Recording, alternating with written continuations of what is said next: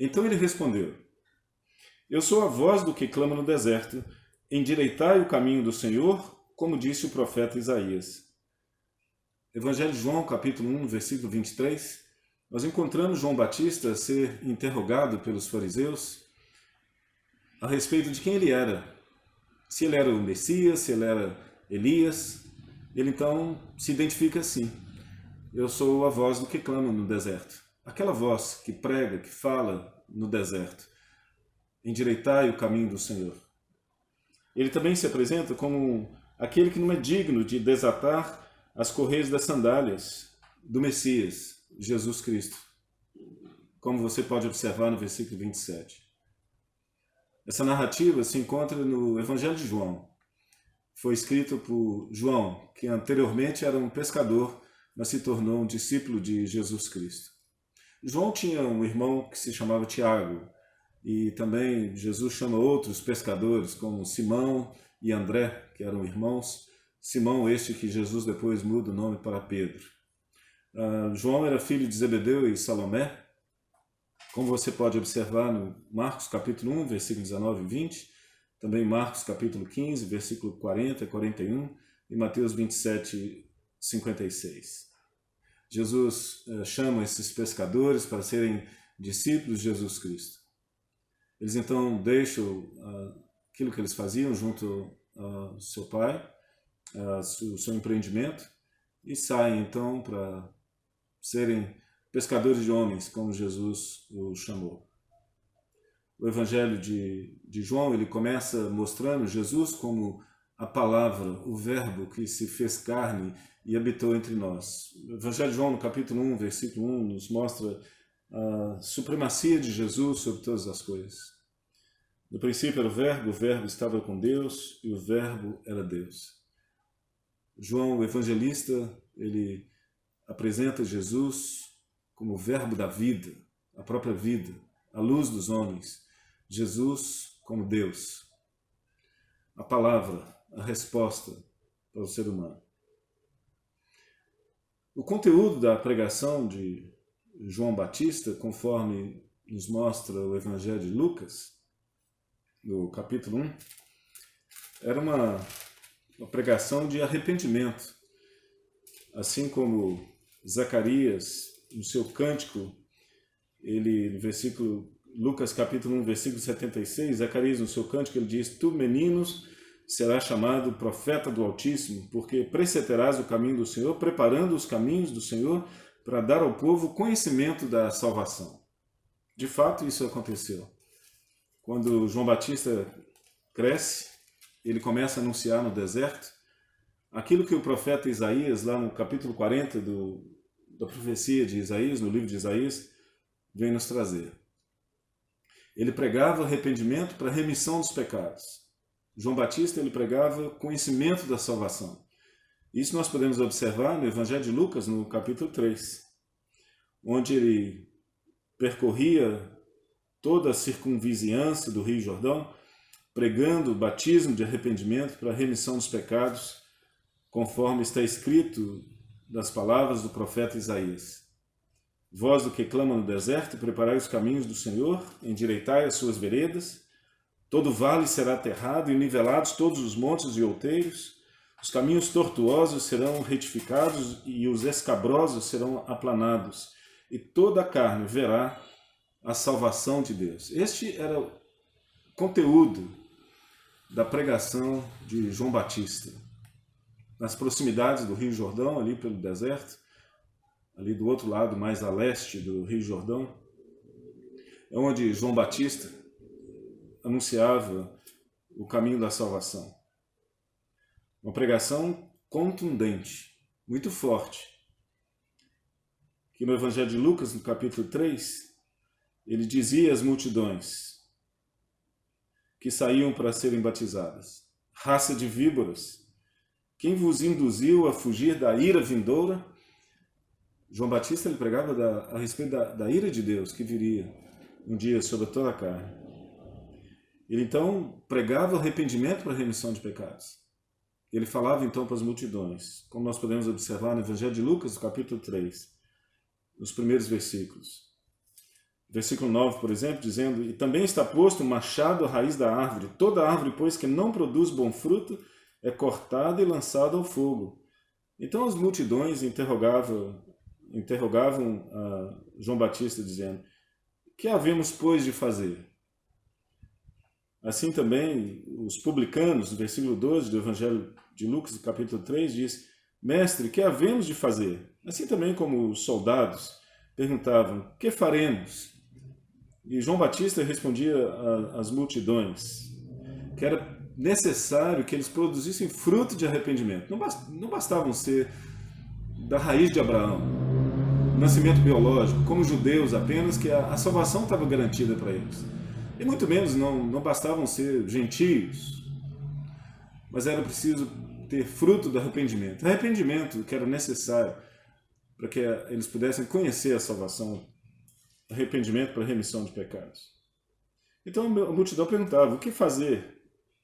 Assim como também os soldados perguntavam: e nós, o que nós vamos fazer? E os publicanos, o que nós devemos fazer? Então João Batista responde para as multidões: quem tiver 2 túnicas, reparta com quem não tem. E quem tiver comida, faça o mesmo. Ou seja, reparta. Aos publicanos, que eram os cobradores de impostos ali daquela época, aí ele respondia: não cobreis mais do que é estipulado. Ou seja, é preciso haver arrependimento, é preciso haver transformação de vida, conversão. Aos soldados, por exemplo, no capítulo 3 de Lucas, versículo 14, ele diz, quando os soldados lhe perguntam: e nós, o que nós vamos fazer? Ele diz: a ninguém maltrateis, não deis denúncia falsa e contentai-vos com vosso soldo. Então, o que me faz lembrar daquilo que o apóstolo Paulo escreve lá em Romanos, no capítulo 14, versículo 17, que o reino de Deus ele não é comida nem bebida, mas justiça, paz e alegria no Espírito Santo. Em outras palavras, eu creio que se encaixa muito bem com isso que o João Batista está dizendo. Vocês que são judeus acham que vão ser salvos simplesmente porque são judeus, filhos de Abraão? Vocês, soldados, vocês precisam ser transformados, vocês precisam produzir frutos de arrependimento. A você que tem 2 túnicas, reparta com quem não tem nenhuma. Aquele que tem comida, reparta com aquele que não tem. Praticar a justiça, a paz e também a alegria no Espírito Santo, como diz o apóstolo Paulo. É o evangelho do reino que João Batista está pregando. Este evangelho que João Batista prega, e prega exortando até o próprio Herodes, Lucas 3, do versículo 17, ele diz: a sua pá, a pá do Senhor, ele a tem à mão para limpar completamente a sua eira e colher o trigo no seu celeiro, porém queimará a palha em fogo inextinguível. Quando ele diz a respeito da ira do Senhor, ele diz então especificamente para Herodes, e exorta Herodes no versículo 18. Assim, pois, com muitas outras exortações, anunciava o evangelho ao povo. Mas Herodes, o tetrarca, sendo repreendido por ele, por João Batista, por causa de Herodias, mulher de seu irmão, e por todas as maldades que o mesmo Herodes havia também feito, então ele acrescentou ainda sobre todas as de lançar João no cárcere. Então o próprio Herodes quis lançar João Batista ao cárcere porque ele não só quis, como ele fez de fato, porque ele estava repreendendo o próprio Herodes. Ele anunciava o evangelho ao povo, o evangelho do reino, o qual o apóstolo Paulo nos diz que o reino do Senhor não consiste em comida, bebida, mas em justiça, paz e alegria no Espírito Santo. Eu creio que quando o João Batista, aqui no Evangelho de Lucas, está dizendo que os vales seriam aplanados, que seriam nivelados todos os montes e os outeiros, que os caminhos tortuosos seriam retificados e os escabrosos seriam aplanados. É o profeta Isaías que está dizendo isso lá naquele tempo, que João Batista seria aquela voz que iria pregar no deserto, falar no deserto, e esse seria o conteúdo da pregação de João Batista. Isaías, no capítulo 40, está muito claro essa mensagem, onde ele está profetizando, uma voz clama. Isaías 40, no versículo 3, diz: no deserto uma voz clama, no deserto uma voz fala, e essa voz é a voz do Senhor, que é proclamada, que é falada através de João Batista. No deserto, preparem o caminho do Senhor. No ermo, façam uma estrada reta para o nosso Deus. Todos os vales serão levantados e todos os montes e colinas serão rebaixados. O que é tortuoso será retificado e os lugares ásperos serão aplanados. A glória do Senhor se manifestará e toda a humanidade a verá, pois a boca do Senhor o disse. É promessa do Senhor dizendo que as montanhas seriam aplanadas, os vales seriam preenchidos e um caminho reto do Senhor viria. É uma palavra de esperança, é uma palavra de consolo ao povo, de que o Senhor Jesus viria, e de que o Senhor Jesus iria aplanar os caminhos, endireitar os caminhos dos homens. Há muitos caminhos perversos do homem nos dias de hoje. Há muitos caminhos tortuosos dos homens. Há muitos caminhos que são escabrosos. Há pessoas que estão vivendo nos vales e há pessoas que estão vivendo nas montanhas. Há todo um caminho de injustiça sendo praticado nos dias de hoje. Mas é um consolo para aqueles que estão sendo injustiçados, de que o Senhor Jesus iria endireitar os caminhos através do Evangelho do Reino, através da pessoa de Jesus, o Cristo, o Messias. Mas João Batista, na sua mensagem, na sua pregação, com o Evangelho de Lucas, no capítulo 3, nos diz: haverá a ira do Senhor, o dia da ira do Senhor, para aqueles que praticam a injustiça. A ira do Senhor para aqueles que estão com os vales profundos e as montanhas muito altas. O versículo 9 do capítulo 3 de Lucas nos diz que está posto o machado à raiz das árvores. Toda árvore, pois, que não produz fruto, será cortado e lançado ao fogo.